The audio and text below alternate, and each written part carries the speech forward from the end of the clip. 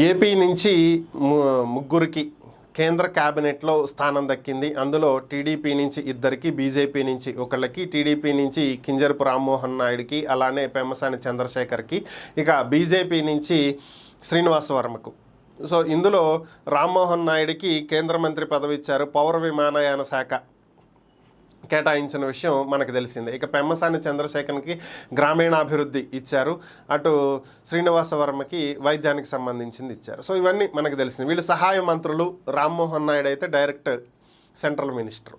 అయితే విమానయాన శాఖ ఏపీకి కేటాయించినటువంటి నేపథ్యంలో గతంలో కూడా అంటే 2014లో కూడా కేంద్ర పౌర విమానయాన శాఖ అశోక్ గజపతిరాజు గారికి కేటాయించారు. సో ఏపీలో విమానాశ్రయాల అభివృద్ధికి మనకు మార్గం సుగమం అవుతుంది అనేటువంటి అవకాశాలు అయితే ఉన్నాయి. విజయవాడ గన్నవరం ఎయిర్పోర్ట్ టెర్మినల్ అభివృద్ధి పనులు సగంలో నిలిచిపోయి ఉన్నాయి, అవి త్వరగా కంప్లీట్ అవుతాయి. ఇక అలాగే విశాఖపట్నంలో ఉన్నటువంటి ప్రస్తుతం ఉపయోగిస్తున్నటువంటి ఎయిర్పోర్ట్ అది సివిల్ ఎయిర్పోర్ట్ కాదు, యాక్చువల్గా అది నేవీ ఎయిర్ ఫోర్స్కి సంబంధించినటువంటి ఎయిర్పోర్టు. వాళ్ళు ఎప్పటి నుంచో అడుగుతున్నారు, మా ఎయిర్పోర్ట్ మాకు అప్పగించేసి సివిలియన్ విమానాలను మీరు వేరే చోట ఎయిర్పోర్ట్ పెట్టుకోండి అని. అందుకు గాను 2014లో టీడీపీ ప్రభుత్వం హయాంలోనే భోగాపురం ఎయిర్పోర్ట్కి టెండర్లు పిలిచారు. దానికి సంబంధించినటువంటి పనులు 2019 తర్వాత జగన్ గారి ప్రభుత్వంలో ప్రారంభమైనవి. ఇప్పుడు భోగాపురం ఎయిర్పోర్ట్ త్వరగా కంప్లీట్ చేసి విశాఖ ఎయిర్పోర్ట్ని అక్కడికి మార్చేటువంటి అవకాశాలు, త్వరగా పనులు జరిగేటువంటి అవకాశం ఉంది. ఇక నెల్లూరు దగ్గర కూడా, దగదర్తి దగ్గర కూడా ఒక ఎయిర్పోర్ట్ నిర్మించాలని 2014లో ప్రపోజల్ వచ్చింది. అయితే తర్వాత అది మరుగున పడిపోయింది. ఇప్పుడు దాన్ని మరలా తెర మీదకి తీసుకొస్తున్నారు. నెల్లూరు దగ్గర, దగదర్తి దగ్గర కూడా ఒక ఎయిర్పోర్ట్ని ఏర్పాటు చేయబోతున్నారు. ఇక్కడ కూడా విమానాలు ల్యాండ్ అయ్యేదానికి అవకాశాలు కల్పిస్తున్నారు. ఒకసారి మనం చూసుకున్నట్లయితే ఏపీలో విమానాశ్రయాలకి కొదవలేదు, కానీ విమానాల్లో తిరిగే వాళ్ళే తక్కువగా ఉన్నారు. ఎందుకంటే మనం రియల్గా చూసుకుంటే టాప్ నుంచి కింద వరకు ఒకసారి మనం పరిశీలించినట్లయితే విశాఖలో ఎయిర్పోర్ట్ ఉంది.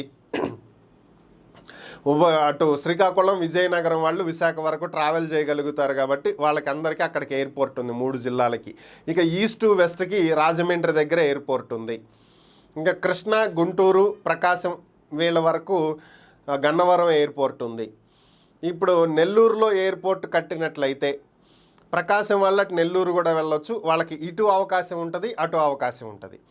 ఇక అనంతపురంలో సత్యసాయి జిల్లాలో పుట్టపర్తిలో ఒక ఎయిర్పోర్ట్ ఉంది, కాకపోతే రెగ్యులర్ ఫ్లైట్స్ అయితే అక్కడ దిగట్లేదు, కానీ అక్కడ ఒక ఎయిర్పోర్ట్ ఉంది. అది వదిలేసిన అనంతపూర్ వాళ్ళకి బెంగళూరు ఎయిర్పోర్ట్ దగ్గరే, అలాగే కర్నూలు దగ్గర ఓర్వకల్లు దగ్గర ఒక ఎయిర్పోర్ట్ ఉంది, అది కూడా దగ్గరే. అనంతపూర్కి కర్నూలుకి ఒక ఎయిర్పోర్ట్ ఉంది. ఆల్రెడీ కడపలో ఒక ఎయిర్పోర్ట్ ఉంది. తిరుపతి రేణిగుంటలో ఒక ఎయిర్పోర్ట్ ఉంది చిత్తూరు జిల్లాకి. సో దాదాపుగా ఉన్న 13 జిల్లాలు, అంటే పాత వాటి గురించి మాట్లాడుతున్నాను నేను, కొత్త జిల్లాల గురించి కాదు. ఎటు చూసుకున్నా కూడా దాదాపుగా అన్ని జిల్లాలకి ఎయిర్పోర్ట్లు అయితే ఉన్నాయి. కానీ ఎన్ని ఫ్లైట్ సర్వీసులు తిరుగుతున్నాయి, అసలు ఎంతమంది ట్రావెల్ చేస్తున్నారనే విషయం పక్కన పెట్టేసేస్తే, ఇంకా ఇప్పుడు ఇంకో ఎయిర్పోర్ట్ కూడా నెల్లూరులో ఏర్పాటు చేయబోతున్నారు. ఈ విషయాలన్నీ పక్కన పెట్టేసేస్తే ఓవరాల్గా ప్రస్తుతం ఉన్నటువంటి క్యాబినెట్లో మోదీ 3వసారి ప్రధానిగా బాధ్యతలు చేపట్టిన తర్వాత తీసుకున్నటువంటి ఈ క్యాబినెట్లో ఉన్నటువంటి మంత్రులలో అత్యంత చిన్న వయసు కలిగినటువంటి మంత్రి రామ్మోహన్ నాయుడు.